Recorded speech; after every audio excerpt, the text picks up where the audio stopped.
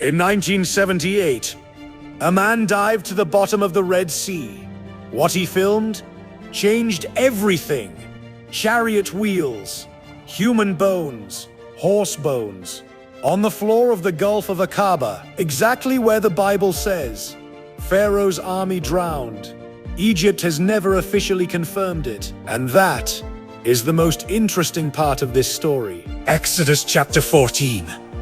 600,000 Israelites trapped. Red Sea in front. Pharaoh's entire army behind. The greatest military force in the ancient world. Chariots, horsemen, elite soldiers. Moses raises his staff. The sea parts. The Israelites cross on dry ground. Walls of water on both sides.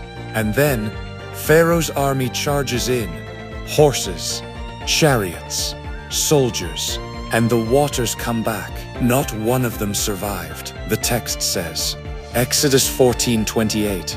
Not one. The most powerful army in the ancient world, destroyed in one moment, at the bottom of the sea. For 3,500 years, this was taken on faith, until a man named Wyatt chartered a small airplane and flew over the Sinai Peninsula and looked down and saw something. 1978. Wyatt, a nurse anesthetist from Tennessee, not a trained archaeologist, a man who believed the Bible was historically accurate and spent his spare time trying to prove it. Flying over the Sinai Peninsula, he looked down at Nuweiba Beach, a wide sandy beach at the intersection of two wadis, exactly what the Hebrew word Pi-hahiroth describes, mouth of the gorges, and he noticed something, an underwater land bridge, stretching from Nuweiba across the Gulf of Aqaba to the other side, nearly 200 yards wide, sloping gently down to 900 feet, then back up to the Arabian shore. The perfect crossing point, wide enough for millions, deep enough to drown an army. He dived, and on the floor of the Gulf of Aqaba, he found them, chariot wheels, covered in coral, but unmistakably, wheels. 4-spoked, 6-spoked, 8-spoked, and one covered in gold, a gilded chariot wheel, still visible through the coral. He photographed everything. He retrieved a wheel hub, 8 spokes radiating outward. He took it to Cairo, to Nasif Muhammad Hassan, the director of Egyptian antiquities. Hassan examined it and said immediately, "This is from the 18th dynasty. The 18th dynasty, the most documented period of ancient Egypt, the period that most scholars associate with the Exodus." This matters enormously. For decades, secular scholars said, the Exodus never happened, because there was no evidence of a massive Israelite presence in Egypt, but they were looking at the wrong dynasty. The 19th dynasty, Ramesses II, was the traditional candidate, but the evidence never quite fit. The 18th dynasty changes everything. It was during the 18th dynasty that Egypt suffered a series of catastrophic plagues. Historical records speak of rivers turning to blood, darkness covering the land, the death of the firstborn, recorded in Egyptian documents as an inexplicable disaster. The Ipuwer Papyrus, an Egyptian document housed in the Leiden Museum in the Netherlands, describes catastrophes that mirror the biblical plagues with stunning precision. The river is blood. Plague is throughout the land. The land is without light. An Egyptian scribe describing the plagues from the Egyptian perspective, and the 8-spoked chariot wheel that Wyatt brought to Cairo was identified by Egypt's own director of antiquities as belonging to this exact dynasty. The wheel that should not exist matched the dynasty that the evidence increasingly points to as the dynasty of the Exodus. Wyatt was controversial. He was not a trained archaeologist. His claims were extraordinary, and he made many claims, some of which were disputed. But in 2000, someone else went to check. Dr. Lennart Mahler, a research scientist from Sweden with formal academic credentials. With funding, with equipment. He led an independent expedition to Nuweiba, following Wyatt's coordinates, and he found the same things, coral-encrusted structures, consistent with chariot wheels, the underwater land bridge, the crossing site geometry. He published his findings in a book called The Exodus Case and produced a documentary film. This is the part that gets suppressed because Dr. Mahler is not a fringe figure.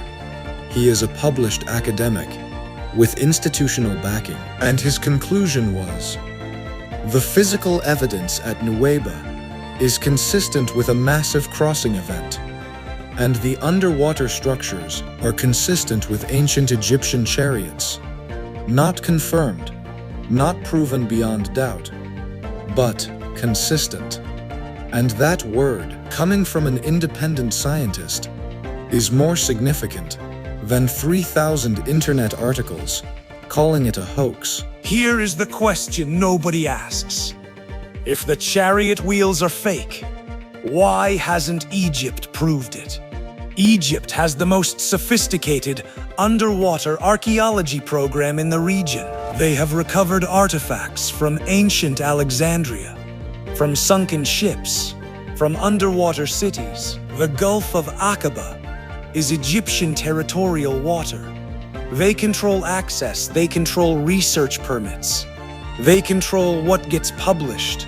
When Wyatt went to the Cairo Museum with his wheel hub, the director of antiquities confirmed the dating, and then nothing, no official investigation, no formal excavation, no published response. When Dr. Mahler's expedition requested official permits, they were restricted. When other researchers tried to follow up, access was limited. Egypt has never officially investigated the Nuweiba crossing site. Think about that. If someone claimed to have found Napoleon's army at the bottom of the Seine, France would investigate immediately. If someone claimed to have found a Roman legion at the bottom of the Rhine, Germany would send divers within the week. But Egypt has never officially investigated the site where someone claims to have found Pharaoh's army. The silence is not evidence, but it is interesting. Let's be honest. The mainstream archaeological community does not accept Ron Wyatt's claims. The reasons are legitimate. He was not a trained archaeologist. His evidence was not peer-reviewed. The chariot wheel he brought to Cairo, its current location is unknown. The gold-plated wheel was never independently verified. Many coral formations in the Red Sea naturally resemble wheel shapes. These are real objections. They deserve to be taken seriously. But here is what mainstream archaeology also cannot deny. The Exodus happened. Something happened.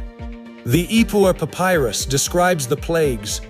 Egyptian records show a massive disruption during the 18th dynasty, the sudden absence of a large Semitic population from the eastern Nile Delta. The Merneptah Stele, the earliest extra-biblical mention of Israel, confirms Israel existed as a people. And here is what nobody disputes. The Gulf of Aqaba at Nuweiba contains an underwater land bridge. That is geological fact. It is there, documented by satellite, documented by sonar.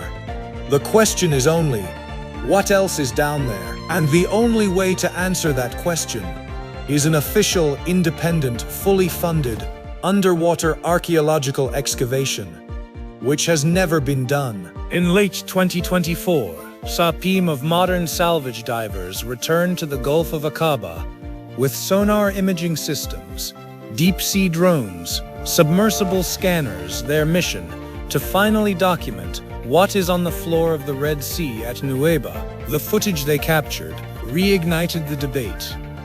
Shapes consistent with ancient chariot parts in the area Wyatt originally identified, 40 years later, still there. This story is not over. The technology now exists to definitively answer the question.